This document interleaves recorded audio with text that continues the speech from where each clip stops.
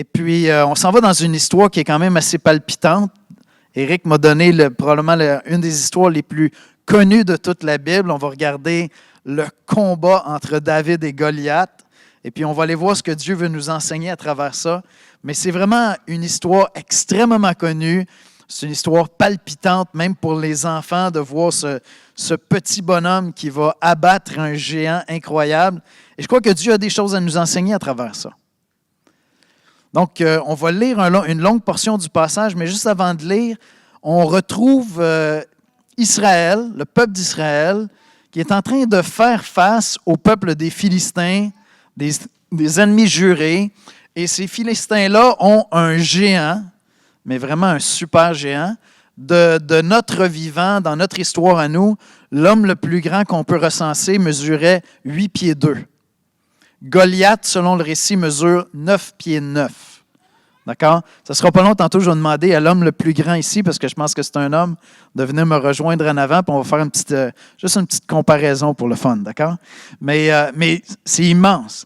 Et donc, les Philistins avaient pris leur héros, Goliath, et Goliath, tous les jours, se présentait devant l'armée d'Israël pour les mettre au défi.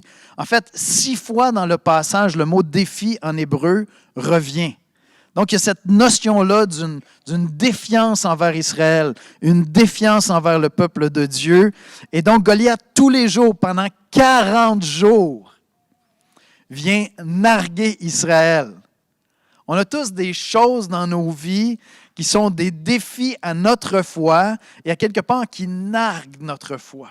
C'est là devant toi, puis tu es confronté à ça, puis tu te dis, quand est-ce que je vais trouver la foi pour y faire face vraiment, pour affronter ça vraiment? Puis c'est un défi à notre foi, c'est là constamment. Et on veut apprendre à travers cette série sur le roi David, on veut apprendre sur nos propres cœurs. Lorsqu'on arrive à cette histoire-là, c'est une histoire palpitante, c'est raconté aux enfants très, très tôt. C'est une des belles histoires vraiment fascinantes pour les petits garçons dans la Bible. David qui va abattre le géant, tout ça. Et puis pourtant, même si celui qui semble être le héros de cette histoire, c'est David, ça nous parle beaucoup plus de son cœur et de sa relation avec Dieu que des actions qu'il va poser dans ce récit-là. Et ce matin, on va s'intéresser au cœur de David, même plus qu'à ses actions, pour découvrir ce que Dieu veut nous apporter dans nos vies à nous, sur nos cœurs et sur notre foi. Mais j'ai envie de vous poser la question, avant de lire le passage, avant d'aller dans un mot de prière, qu'est-ce qui met ta foi au défi? Qu'est-ce qui, pour toi, est l'équivalent de Goliath dans ta vie? On en a tous, on a des obstacles, il y a des situations, ça peut être des personnes, ça peut être un collègue de travail, ça peut être une relation de couple qui est difficile, ça peut être une lutte avec un péché particulier, ça peut être des choses qu'on ne maîtrise pas dans notre vie, puis c'est énorme, c'est des montagnes pour nous. Et ça met au défi notre foi. Il y a plein de domaines dans ta vie où peut-être tu avances avec foi. Tu es habitué, tu connais Dieu dans tel ou tel domaine, tu dis, Dieu est fidèle, Dieu m'accompagne, ça va, j'avance avec foi dans ces domaines-là.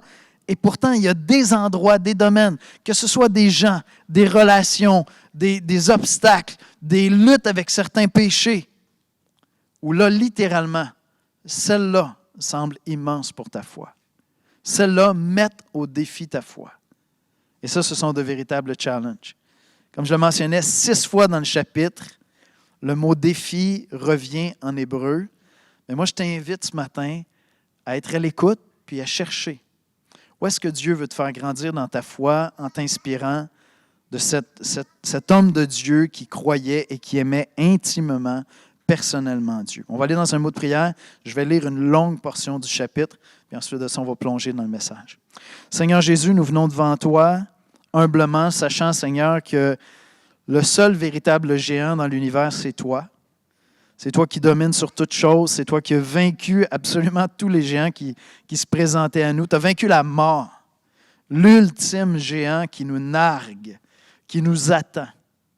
Toi, tu l'as vaincu, Seigneur, en mourant sur la croix. Et tu nous assures, si nous plaçons notre foi en toi, que cette victoire nous est déjà acquise. En fait, en toi, toutes les victoires nous sont déjà acquises. Et pourtant, Seigneur, nous voulons reconnaître qu'il y a des domaines, des gens, des situations, des péchés, des choses à réaliser, des traits de caractère dans nos vies que nous voudrions voir transformés, qui vraiment mettent au défi notre foi.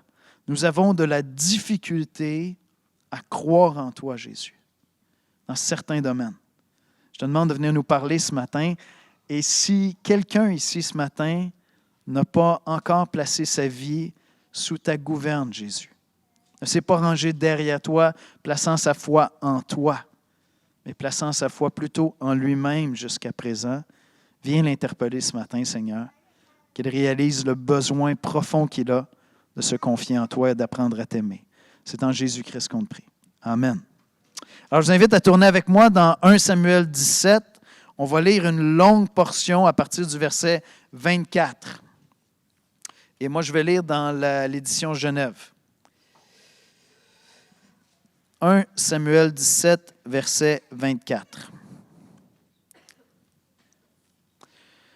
À la vue de cet homme, tous ceux d'Israël s'enfuirent devant lui et furent saisis d'une grande crainte. Chacun disait, « Avez-vous vu s'avancer cet homme? C'est pour jeter à Israël un défi qu'il s'est avancé. Si quelqu'un le tue, le roi le comblera de richesses et lui donnera sa fille, et il affranchira la maison de son père en Israël. » David dit aux hommes qui se trouvaient près de lui, « Que fera-t-on à celui qui tuera ce Philistin et qui ôtera l'opprobre de dessus Israël? Qui est donc ce Philistin, cet incirconcis, pour insulter l'armée du Dieu vivant? » Le peuple, répétant les mêmes choses, lui dit, « C'est ainsi que l'on fera celui qui le tuera. » Éliab, son frère aîné, qui l'avait entendu parler à ces hommes, fut enflammé de colère contre David, et il dit, « Pourquoi es-tu descendu et à qui as-tu laissé ce peu de brebis dans le désert? » Faisant référence aux brebis de leur père. « Je connais ton orgueil et la malice de ton cœur, c'est pour voir la bataille que tu es descendu. » David répondit, « Qu'ai-je donc fait? Ne puis-je pas parler ainsi? » Et il se détourna de lui pour s'adresser à un autre et fit les mêmes questions. Le peuple lui répondit comme la première fois.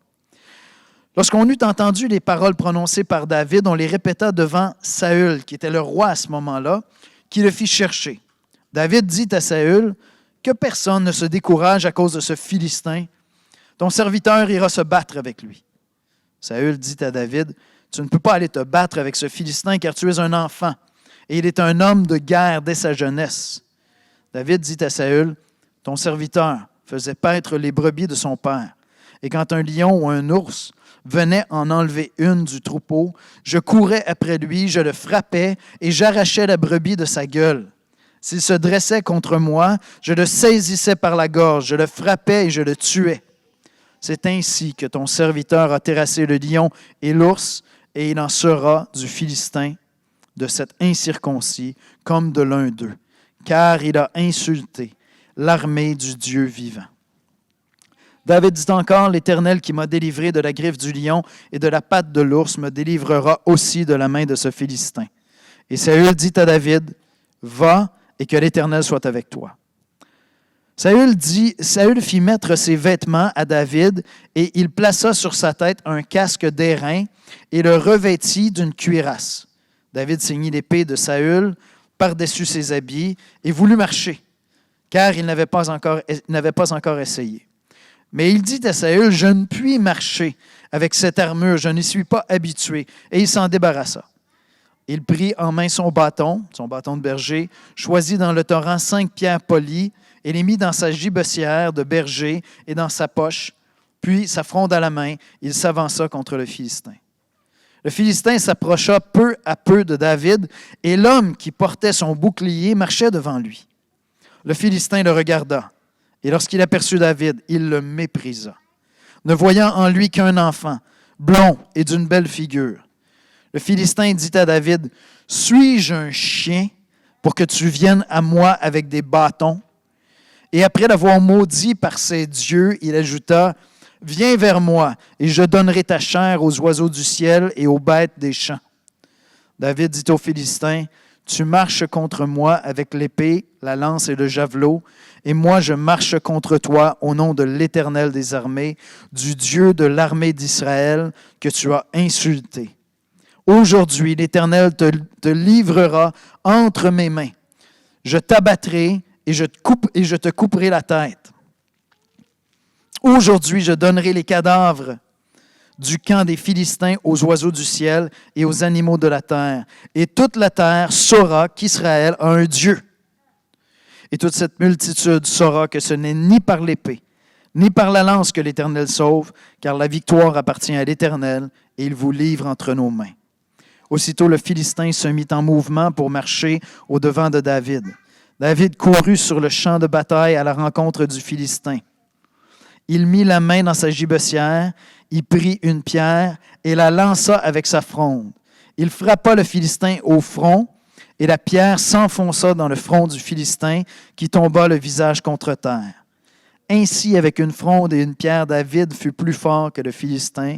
Il le terrassa et lui ôta la vie sans avoir d'épée à la main. Il courut, s'arrêta près du Philistin, se saisit de son épée qu'il tira du fourreau, le tua, lui coupa la tête. Les Philistins, voyant que leur héros était mort, prirent la fuite. Et les hommes d'Israël et de Juda poussèrent des cris et allèrent à la poursuite des Philistins jusque dans la vallée et jusqu'aux portes d'Écron. Les Philistins blessés à mort tombèrent dans le chemin de Charaïm jusqu'à Gath et jusqu'à Écron. Et les enfants d'Israël revinrent de la poursuite des Philistins et pillèrent leur camp. David prit la tête du Philistin, la porta à Jérusalem, et il mit dans sa tente les armes du Philistin. Quel passage incroyable, n'est-ce pas? Désolé pour... on a des enfants assez jeunes, peut-être qui n'ont pas suivi le propos. Donc, c'est assez graphique, hein? Alors, qui est le plus grand ici? Francis, tu mesures combien? 6'4". Est-ce qu'il y a quelqu'un qui mesure Michel? Michel, c'est ça ton nom? Oui. Pierre, tu mesures combien? Oh! 6'5", qui dit mieux? C'est toi le plus grand. Veux-tu venir en avant, s'il te plaît? Juste 2 secondes. Je veux juste que vous saisissiez les proportions parce que c'est vraiment impressionnant. OK? Fait que moi, je fais 5 pieds 8. Pas mal plus petit. Déjà c'est impressionnant, hein? Mais ce n'est pas les bonnes proportions. Vous comprenez? Parce que, sans vouloir t'insulter, il te manque encore 3 pieds. 3 pieds. 3 pieds. Fait que ça prendrait plutôt quelqu'un qui mesurait à peu près 4 pieds quelques. Est-ce qu'on a quelqu'un qui fait 4 pieds quelques qui pourrait venir ici? 4 pieds quelques? Oui? Viens-t'en. Tiens, là, on a des proportions qui se ressemblent un petit peu plus. Ça ressemble à ça, hein? Merci beaucoup. Vous pouvez aller vous asseoir. C'est impressionnant, n'est-ce pas? C'est complètement fou, là. Moi, je ne me vois pas me lancer contre une personne comme ça d'aucune manière. Vous comprenez que ça a l'air innocent, littéralement, de la part de David. Imaginez Claire qui s'avance contre Pierre. Sans vouloir t'offenser, ma soeur. Tu as peut-être la foi de David. Tu sais? Peut-être que tu aurais pu régler le cas à Pierre, on ne sait pas. Mais c'est quand même impressionnant. C'est quand même vraiment impressionnant de voir ça. Puis vous savez quoi? Ben, on se sent souvent disproportionné comme ça devant toutes sortes de choses dans la vie. On se sent vraiment souvent disproportionnellement petit devant des obstacles de la vie. Souvent, on se sent aussi petit que ça, dépassé. On ne voit pas comment on peut faire face. Et je voulais qu'on puisse le voir graphiquement parce que des fois, je me mets dans la peau des enfants. Puis tu sais, quand tu es un enfant, tout est grand. À part les tout petits, là, tout est grand. C'est facile pour un enfant de se dire, il y a des choses qui sont grandes à faire face. Puis ça va être un défi parce que tout le monde est grand autour de toi. On est allé il y a des années en vacances, on est allé à Disney en Floride. Mon fils devait avoir, d'après moi, à cette époque-là, peut-être 8 ans ou 9 ans, quelque chose comme ça. Puis on s'était dit, il ne faut jamais qu'on le perde dans la foule. Hein. On ne le retrouvera pas, là. C'est immense, c'est plein de monde. Bien, imaginez-vous donc, à un certain moment donné, je me tourne vers Esther, puis on avait une amie qui faisait le voyage avec nous. Je me tourne vers Nathalie, je dis, où est-ce qu'il est Bastien? Il était avec aucun d'entre nous. On venait de le perdre. Et là, on s'est mis à paniquer, puis on s'est mis à marcher, puis à le chercher. Tu es un petit bonhomme de 8 ans dans une foule, tu étais à Disney. Comment tu vas faire pour le trouver? Puis là, on s'est éparpillé, puis on a commencé à le chercher. Puis à un moment donné, j'ai vu mon petit blondinet, il était blond, là, qui était là, puis il s'en venait, puis il nous cherchait. Puis là, je lui demande, j'ai dit, ça va? Il dit, oui, j'ai prié Dieu pour que je vous retrouve. Mais vous comprenez, c'est facile pour un enfant de regarder le monde puis de se dire, il y a des obstacles qui sont énormes. Et souvent, on est édifié par la foi des enfants qui se tournent vers Dieu, qui disent, Seigneur, j'ai besoin de ton aide. Mais la vérité, c'est qu'on est disproportionnellement petit devant beaucoup d'obstacles dans nos vies. Et je trouvais ça intéressant juste qu'on puisse le voir graphiquement, parce que vous avez tous des domaines dans vos vies où vous vous sentez aussi petit, peut-être que Claire se sentait à côté de Pierre. Et c'est ça la réalité. C'est ça la réalité de la foi. Voici ce qu'on va voir ensemble ce matin. La foi de David nous semble héroïque. Elle est en fait l'expression d'un cœur qui a appris à aimer et connaître Dieu. Et Jésus-Christ est venu pour nous donner des cœurs comme celui de David. Je répète ça. La foi de David nous semble héroïque, mais elle est en fait l'expression d'un cœur qui a appris à aimer et à connaître Dieu. Et Jésus est venu pour nous donner des cœurs comme celui de David. Voyez-vous, quand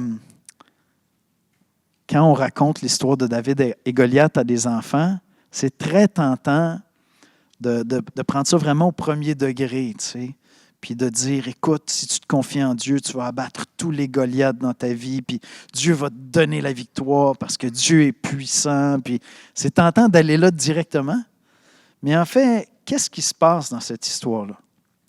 C'est quand on regarde le récit, là, si je vous demande qui est le héros de l'histoire, avec une bonne théologie, vous allez me dire, ben c'est Dieu. C'est Dieu qui sauve. David dit, c'est l'Éternel qui délivre, c'est pas moi. Mais la manière que le récit est écrit, c'est David qui est mis à l'avant-plan. Clairement, l'auteur est en train de nous dire, voici un homme de Dieu. Voici à quoi ressemble un homme, une femme de Dieu, quelqu'un qui se confie dans le Seigneur. Donc, on ne veut pas faire de David le super-héros, on veut plutôt apprendre de lui, on veut reconnaître que c'est Dieu qui donne la victoire, mais en même temps, il est placé là au centre pour qu'on apprenne de lui.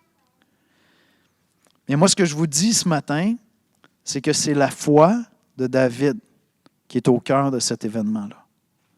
Et je le résume comme ceci, on va voir ensemble l'origine de la foi, l'offense de la foi et l'expérience de la foi.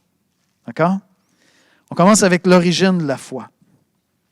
Ce qui impressionne dans ce récit-là, c'est de voir un homme qui est tout petit, qui arrive et qui rapidement adopte la perspective de Dieu. Vous avez Israël au complet, ça fait 40 jours qu'Israël se fait narguer. On a un Goliath baveux, comme on dit au Québec, qui se présente, qui vient les narguer à tous les jours. Ça fait 40 jours, comme ces choses, je vous disais, dans vos vies, qui vous narguent, littéralement. Des obstacles qui ont de l'air tellement gros, puis ils sont là, hein?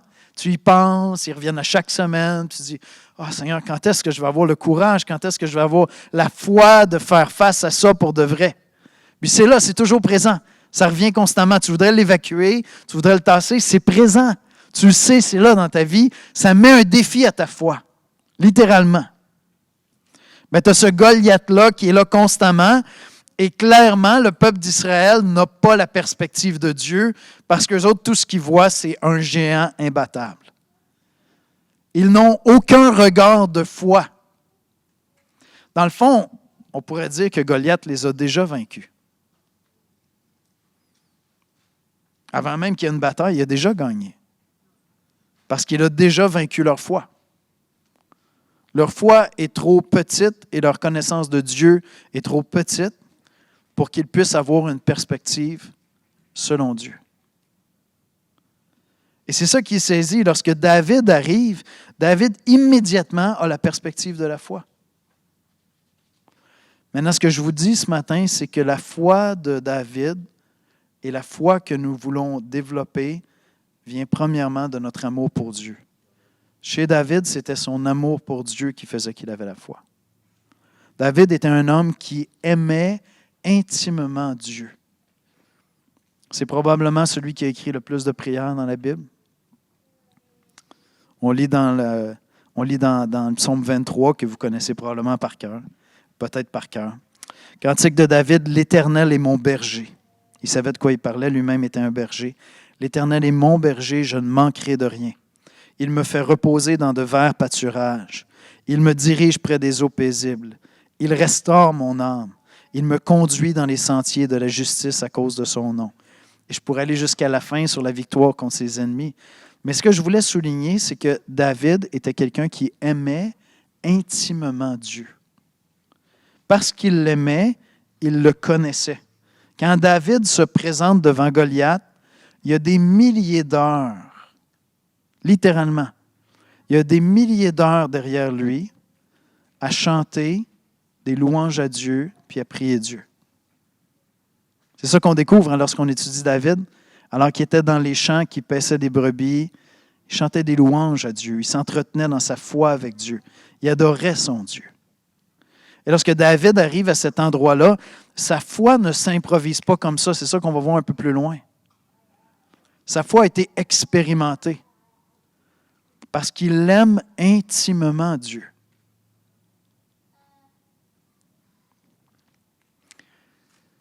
Je ne sais pas ce qu'il en est de toi. Si tu es ici ce matin, probablement que tu aimes Dieu.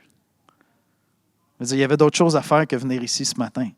Pendant que j'étais en route, je voyais tout près de chez nous une gang qui était en train de s'entraîner au CrossFit. Pourquoi pas, dimanche matin. Le parking est plein, le stationnement est plein. C'est bon, les gens ne sont pas tous ici, hein? Donc, il y a plein d'autres choses à faire. Si vous êtes ici ce matin, vous aimez Dieu, je suis certain. Ou vous cherchez Dieu, au minimum. Est-ce que vous aimez intimement Dieu? Parce que la foi dont vous avez besoin pour affronter ces situations qui vous narguent, cette foi-là va venir de votre amour pour Dieu. C'est en apprenant à aimer Dieu que vous allez apprendre à connaître Dieu. Et donc, si pour vous, la chose la plus plate que vous pourriez imaginer, ça serait de prendre la place de David dans un champ avec des brebis pour avoir des nuits entières à chanter des chants de louanges. Puis vous dites, regarde, une semaine, c'est cool, il y a des étoiles, c'est beau, j'aime la nature. 1 an sans YouTube? 1 an sans Netflix? Sérieusement, c'était pas une job très, très cool, hein, être berger. D'abord, ça pue. Je sais pas si... Est-ce qu'il y en a qui ont déjà été proches de moutons? Ça pue, ces bêtes-là, c'est affreux. Je veux dire, c'est délicieux, là. Je suis un carnivore, hein? Moi, j'aime la viande. C'est absolument délicieux, mais ça pue, ces bêtes-là, c'est terrible. Je veux dire, c'est une job vraiment ingrate, là. Vraiment difficile, vraiment épuisante. Et ce n'était pas valorisé du tout à l'époque, là. C'est pas comme, « Hey, qu'est-ce que tu fais dans la vie? Moi, je suis berger. Oh! » Non, pas vraiment. Tu sais, t'es un loser. C'est un petit peu ça quand même, là.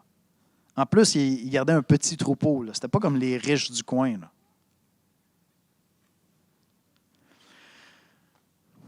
Bien, prendre un temps avec Dieu le matin, le soir, pour aller dans la prière, pour lire la parole de Dieu. Est-ce que c'est quelque chose de délicieux pour vous? Et si ça ne l'est pas, là, je comprends tellement ça, là. Personnellement, ça fait 27 ans que je suis pasteur. Je le dis à ma honte, mais en même temps, pour être transparent, moi, je dis que ça fait 5-6 ans que je suis un homme de prière, vraiment. Pendant des années, j'ai lutté pour apprendre à prier. Je ne prenais pas plaisir à la prière. Ce ne serait pas vrai. J'aimais la parole. J'ai toujours eu de la facilité à méditer la parole de Dieu. Mais prendre vraiment plaisir à la prière, c'était plutôt comme une complainte à Dieu où je disais, « Seigneur, apprends-moi à prier. Seigneur, apprends-moi à prier. » De dire que j'allais passer 1 heure, 2 heures. Au début de ma vie chrétienne, je me suis converti, là, puis le matin, c'était 1h30 avec le Seigneur. Le soir, au moins 45 minutes avant d'aller me coucher. Ça a duré 1 an et demi environ. J'étais en feu, là, j'avais du bon temps avec Dieu. Mais après ça, honnêtement, ça a été tout un combat. Alors, c'est à vous d'être honnête parce que toute votre intégrité, toute votre foi dépend de votre communion personnelle avec Dieu. Et vous faites bien d'être honnête avec vous-même. Est-ce que vous auriez pris la place de David si on vous avait dit, regarde, ta job, ça va être de garder des brebis, puis tu vas avoir quelque chose comme 15 heures par jour pour chanter des louanges à Dieu. Tu vas être dans un champ, ton petit calepin, ta harpe, bling, bling, puis tu chantes. Ça te plaît ou ça ne te plaît pas? C'est ça que David disait, hein? Il disait, ce que je désire, c'est être tous les jours dans la maison de l'Éternel. Parce qu'il l'avait fait lorsqu'il était berger. Est-ce que ça t'attire, ça? Si ça ne t'attire pas, tu ne deviendras pas un homme, une femme de foi. Et ces géants-là qui te narguent dans ta vie vont continuer à te narguer. C'est pas parce que David était super agile. Écoutez, c'est tout un gamble, sérieux, là. David ne voulait pas se rendre au corps à corps avec Goliath. Est-ce qu'on est d'accord? Avez-vous pensé la portée de ces bras-là? Je veux dire, il y a 5 pierres, tu manques ton premier, tu lances vite. C'est un homme de guerre. Hein? Tu as quelques secondes avant qu'il ait couvert la distance puis il soit rendu sur toi. Après, c'est fini, là. C'est fini. David a vaincu parce que Dieu lui a donné la victoire. Dieu lui a donné la victoire parce qu'il avait la foi en Dieu. Et il avait la foi en Dieu parce qu'il aimait Dieu. Est-ce que, au plus profond de ton cœur, tu peux te dire à toi-même, je sais que j'aime Dieu. J'aime prendre du temps avec Dieu. Et si ce n'est pas le cas, ne te raconte pas d'histoire. Sois honnête avec toi-même. Ouvre-toi un frère, une sœur. Dis-lui, sais-tu quoi? Il n'y a rien qui me stimule à prendre du temps avec Dieu régulièrement. Ouvre ton cœur, sois honnête. Tout dépend de ça. Ta foi dépend de ça. David était un homme qui aimait intimement Dieu. Et nous, on regarde à Christ, on regarde à Jésus qui est le parfait David. Et Jésus était connu et Jésus exprimait qu'il aimait son Père. On lit dans Jean 14, versets 29 à 31. « Et maintenant, je vous ai dit ces choses avant qu'elles arrivent, afin que lorsqu'elles arriveront, vous croyiez. Je ne parlerai plus guère avec vous, car le prince du monde vient. Il n'a rien en moi, mais afin que le monde sache que j'aime le Père et que j'agis selon l'ordre que le Père m'a donné. Levez-vous, partons d'ici. » Une des choses qui est saisissante quand tu lis les évangiles et tu vois Jésus, tu vois très bien qu'il y a cette relation d'affection avec son Père. Il aime le Père. Et donc, il croit entièrement son Père. Et Jésus agit avec foi. La foi de David découlait premièrement de son amour pour lui, puis peut-être un encouragement que je voudrais vous apporter. Sa foi découlait aussi du Saint-Esprit qui est venu sur lui. Quelque temps avant, on ne sait pas exactement combien de temps avant, David a été consacré comme roi. Et donc, je vais juste vous relire un verset dans 1 Samuel 16, juste le chapitre avant au verset 13. Samuel prit la corne d'huile, c'est le prophète Samuel qui va consacrer David, qui va être le roi qui va remplacer Saül. Donc, même quand David s'en va faire face à Goliath, il sait qu'il a été consacré pour être un roi à venir. Samuel prit la corne d'huile et l'oignit au milieu de ses frères. L'Esprit de l'Éternel saisit David à partir de ce jour et dans la suite. Samuel se leva et s'en alla à Rama. Je ne sais pas ce que vous connaissez du rôle de l'Esprit Saint dans l'Ancien Testament, puis ce que vous connaissez de la Trinité, puis si vous comprenez bien la différence avec le Nouveau Testament. Dans l'Ancien Testament, l'Esprit vient sur des individus que Dieu consacre à des fonctions spéciales. C'est ce qu'on voit.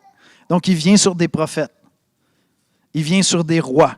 Il vient sur ceux qu'il a choisis pour accomplir une mission spéciale. Et je dirais, le changement le plus grand qu'on observe lorsqu'on arrive dans le Nouveau Testament, après la venue de Jésus, c'est que l'Esprit Saint n'est pas donné seulement aux rois, mais il est donné à tous ceux qui placent leur foi en Jésus-Christ. Voyez-vous, quand David s'avance contre Goliath, dans le fond, David est un témoin de Dieu. Est-ce que vous êtes d'accord avec ça?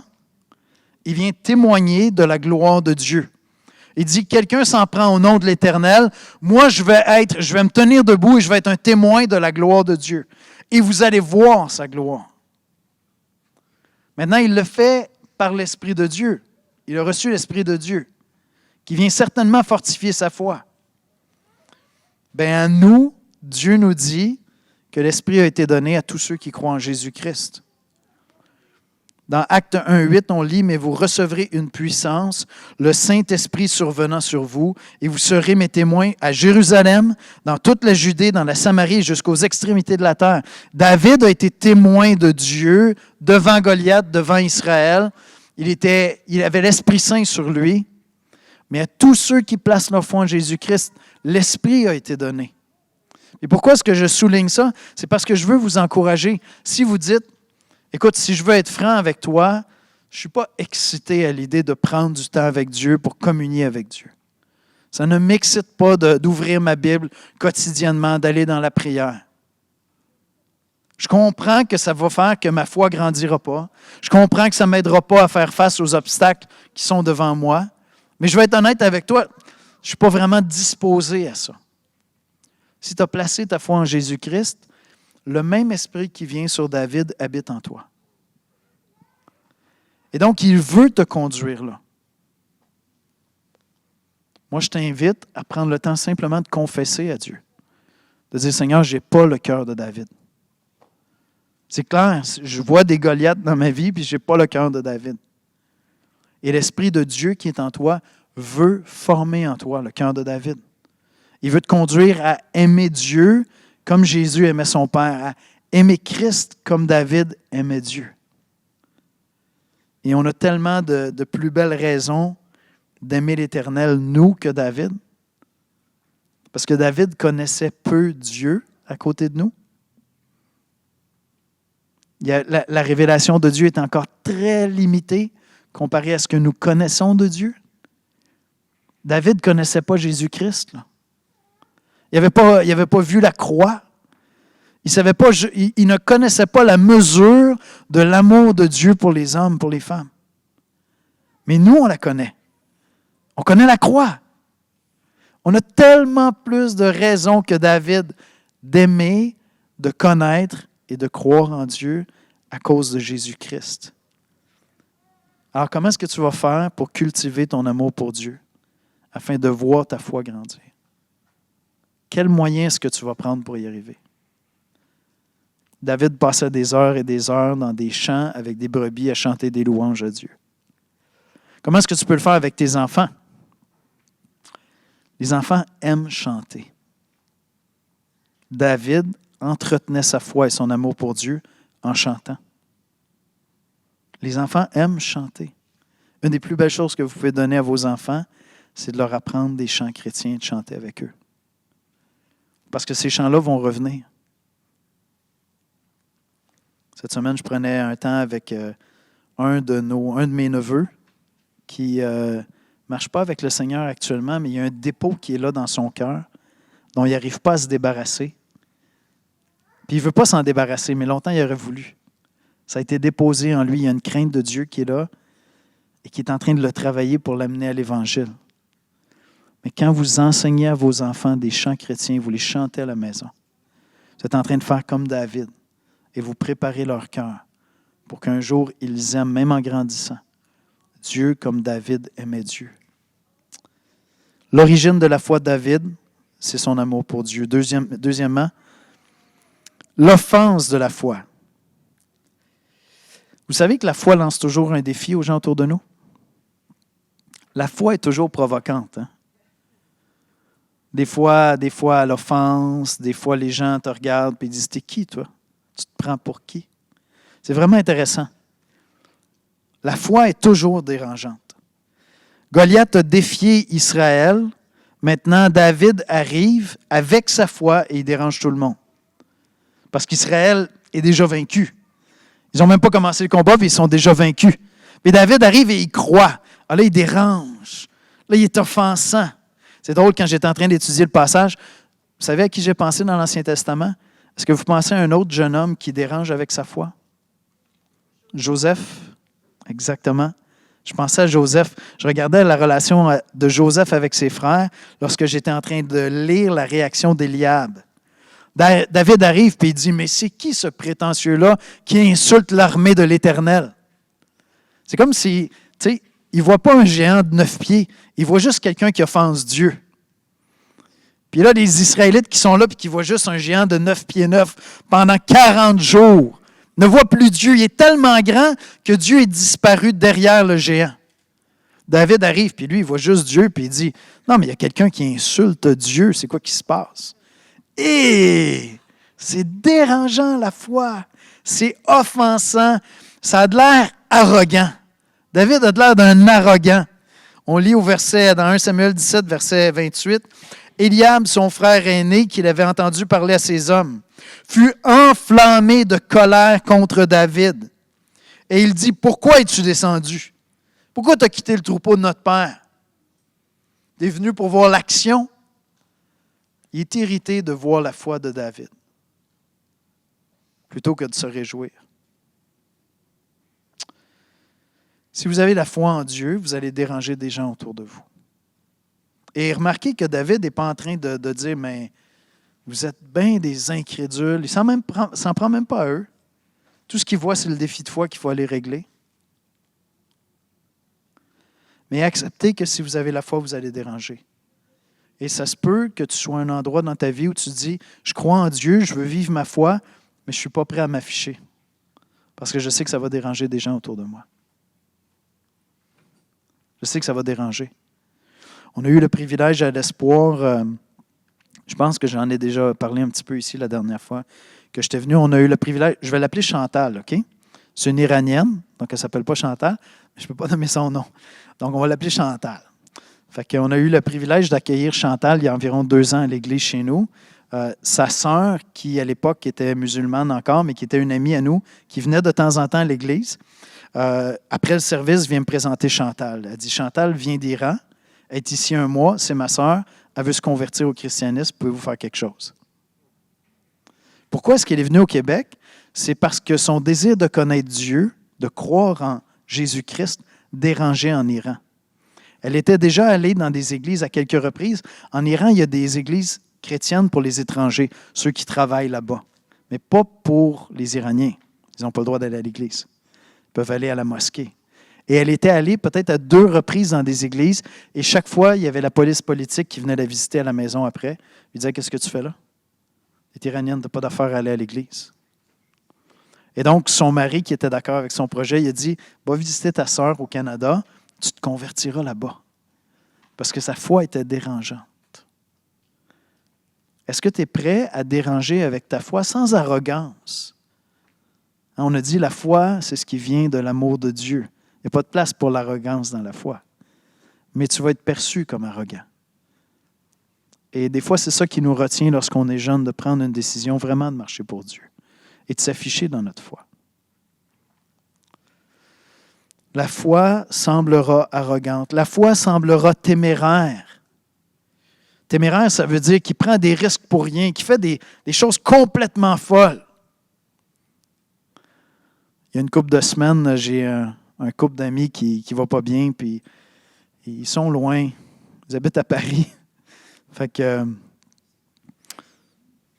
je cherche à prendre soin d'eux, puis avec d'autres amis. Puis là, j'ai un de mes amis qui dit, « Hey Yannick, tu n'avais pas dit que tu irais les voir à Paris si vraiment ça allait mal? » Il dit, « Je pense que c'est le temps que tu prennes l'avion. » Aïe, aïe, moi puis ma grande boîte. Fait que là, je parlais à Esther, je dis, « Chérie, la semaine prochaine, je prends l'avion, je m'en vais à Paris pour 2 jours. Qu'est-ce que tu en penses? » Elle dit, « Écoute, si ça va les aider, vas-y. » Là, j'écris aux anciens, « Les gars, je m'absente pour quelques jours, je m'en vais à Paris, est-ce que vous êtes d'accord? » Les gars ont dit, « Si tu as la conviction, fais-le. » La foi semble téméraire. Quand David arrive devant Saül, Saül dit à David, « Tu ne peux pas aller te battre avec ce Philistin, tu es un enfant. » Lui, c'est un homme de guerre depuis sa naissance, depuis sa jeunesse. Donc la foi va sembler téméraire. Parce que la foi voit des choses que ceux qui n'ont pas la foi ne voient pas. Israël était là, et devant les 9 pieds 9 de Goliath, il ne voyait plus Dieu. Goliath était rendu plus grand que l'Éternel, le Créateur de l'univers, aux yeux d'Israël. Mais la foi semble téméraire. Parce que la foi, elle voit toute chose dans la perspective de Dieu. Goliath, c'est quoi? C'est une puce, c'est un moucheron à côté de Dieu. La foi va sembler téméraire. Mais vous savez quoi? La foi va inspirer. La foi va inspirer la foi. Et c'est intéressant parce que regardez ce que Saül dit au verset 37, 1 Samuel 17, 37. David dit encore, « L'Éternel qui m'a délivré de la griffe du lion et de la patte de l'ours me délivrera aussi de la main du Philistin, de ce Philistin. » Et Saül dit à David, « Va et que l'Éternel soit avec toi. » Intéressant, hein? Saül, qui déjà marche tout croche, dit, « Va et que l'Éternel soit avec toi. » Il est en train de mettre toute la destinée d'Israël entre les mains d'un jeune homme. Il y a un homme qui m'a toujours beaucoup inspiré dans ma foi. Il y a un missionnaire qui s'appelait Hudson Taylor. Et sa biographie est disponible en français. Je vous encourage à la lire. Il y a une version courte, il y a une version longue. C'est vraiment touchant. Et donc, cet homme-là voulait développer sa foi parce qu'il était convaincu d'être appelé à aller missionnaire en Chine. Puis il travaillait pour un médecin, il voulait apprendre un petit peu le métier de médecin en se disant que ça va être utile là-bas. Et il travaillait pour le médecin, mais il se disait quand je vais être là-bas, je vais avoir absolument besoin d'être capable d'exercer ma foi. Alors il avait pris une décision qui peut vraiment avoir de l'air téméraire et stupide. Son patron oubliait toujours de lui donner sa paye. Fait que lui, il a dit, « OK, Seigneur, moi je ne lui rappelle plus jamais de me donner ma paye. Je vais manger quand tu vas lui rappeler de me donner ma paye. » Mais il y a des moments où il était sur le bord de mourir parce que son boss oubliait complètement de lui donner sa paye. Puis à un moment donné, le patron il disait, « Il me semble que tu as de l'air frêle un peu, ça ne va pas. » « Ah, tiens, je vais te donner ta paye. » Ça a l'air téméraire, ça a l'air insensé, vous comprenez? Mais Hudson Taylor s'est rendu en Chine. Là, il a vu comment les missionnaires travaillaient là-bas.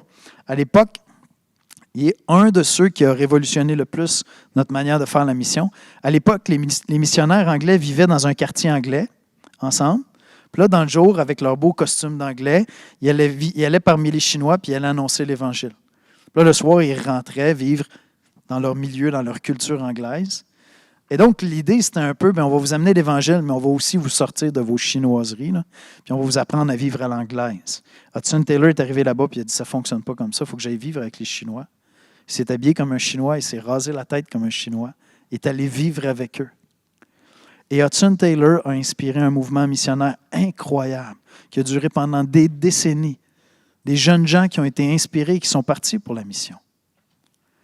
Chantal, qui vient d'Iran, a accepté le Seigneur. Finalement, elle a accepté le Seigneur. Puis sa sœur, qui est une amie à nous depuis 10 ans, a accepté le Seigneur. Puis son beau-frère a accepté le Seigneur. Alors imaginez à l'Action de grâce, la dernière Action de grâce, lorsqu'on a baptisé Chantal. Puis elle a lu son témoignage de conversion, en farsi puis en français.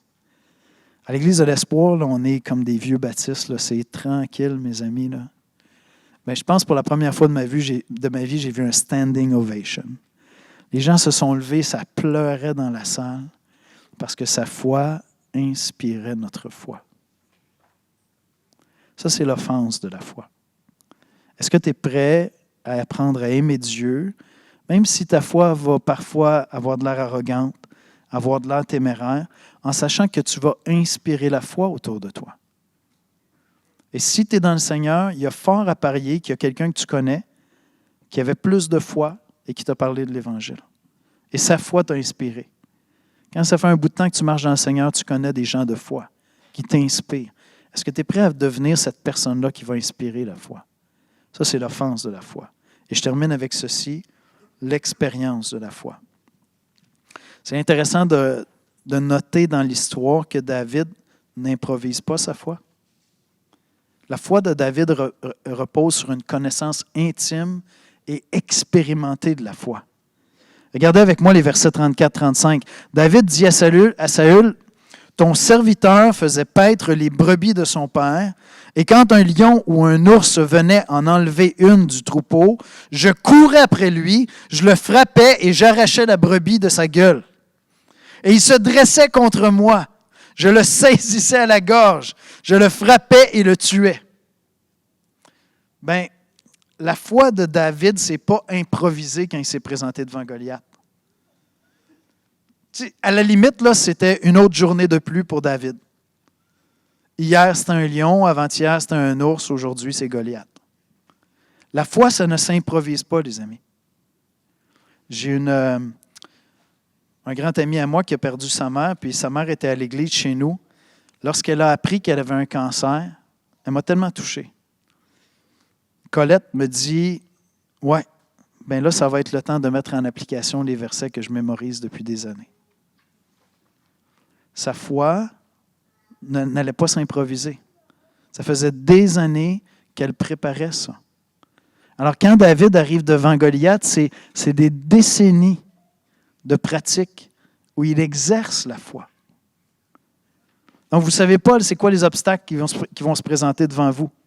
Mais maintenant, aujourd'hui, vous pouvez travailler sur votre propre foi. Vous tournez vers Dieu, le rencontrer quotidiennement, être honnête avec vous-même si vous dites, écoute, moi, là, prendre autant de temps avec Dieu à chanter des louanges, après une demi-heure, je ne sais plus quoi faire. Soyez honnête avec vous-même.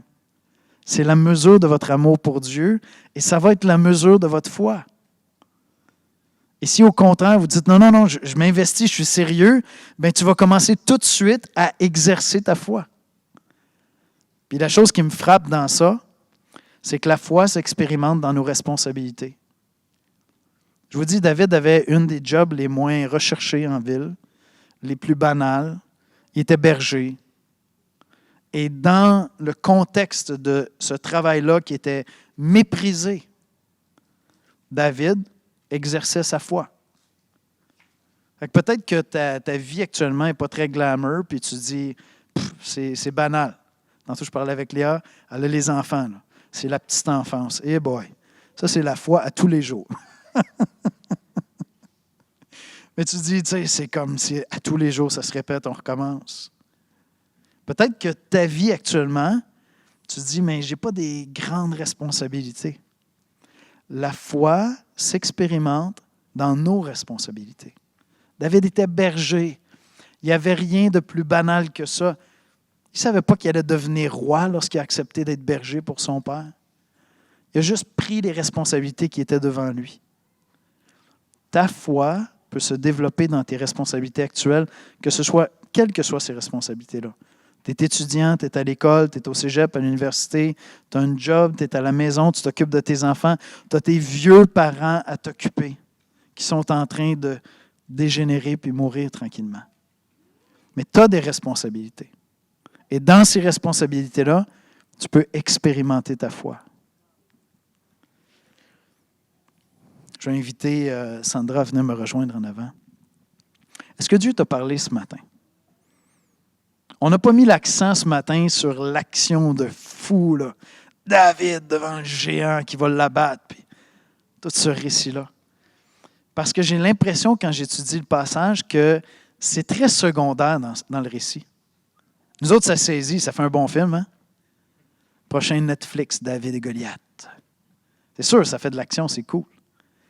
Mais pour de vrai, c'est assez secondaire dans le récit, parce que finalement, tout ce qui change cette histoire-là, c'est qu'il y a un homme qui s'est présenté, qui trouvait que Dieu était plus grand qu'un géant de 9 pieds 9. Parce qu'il aimait intimement Dieu, il lui chantait des louanges quotidiennement. Depuis des décennies, il était près de Dieu. Puis il avait appris à exercer sa foi à tous les jours, dans la banalité de ses responsabilités. Lorsque Goliath se présente, il dit, bon, c'est un autre loup, c'est un autre lion. On va continuer. Dieu n'est pas différent parce que c'est Goliath. Là. Je connais Dieu. Je l'aime. Je suis près de lui. Cette série-là, avec le roi David, vise à ce qu'on ait un cœur comme le cœur de David. Et vous savez quoi? On a tellement plus de raisons d'aimer Dieu que David. Parce que nous connaissons le sacrifice de Jésus-Christ à la croix. On a tellement plus de raisons de croire qu'on peut changer. Parce qu'on connaît le sacrifice de Jésus-Christ à la croix pour nos péchés. On a tellement plus de raisons de croire que David parce que l'Esprit Saint habite en nous. Et moi, je t'invite à être honnête avec toi-même. Prends la mesure de ton amour pour Dieu et de ta foi. Prends le temps de regarder les géants qui te narguent dans ta vie, ces obstacles qui t'effraient. Puis investis-toi maintenant à grandir dans ta foi avec tes responsabilités actuelles. Puis dis au Seigneur, Seigneur, je veux apprendre à t'aimer. Je veux apprendre à te chanter des chants de louange. On prie ensemble. Seigneur Jésus, on vient dans ta présence parce qu'avec toi, c'est possible. C'est possible de grandir dans la foi. David, qui était une exception dans son temps, mais pour nous, ce n'est plus exceptionnel de recevoir l'Esprit Saint. David, qui était une espèce de super-héros, est en fait simplement un homme qui prend plaisir dans ta présence et qui en vit les fruits.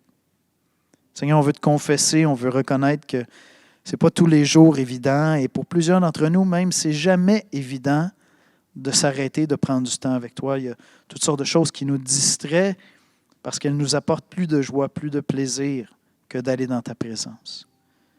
Seigneur, pardonne-nous. Pardonne-nous cette négligence d'apprendre à t'aimer, à te chanter des chants de louange, à investir pour construire notre foi en toi. Seigneur, montre-nous ces géants qui nous narguent. Montre-les-nous et conduis-nous dans la repentance. Qu'au lieu de fuir, de fermer les yeux, on se tourne vers toi pour dire, Seigneur, fais grandir ma foi, apprends-moi à t'aimer. Apprends-moi à voir les choses comme un homme, une femme de foi les voit. Apprends-moi à m'approcher de toi, Jésus. Amen.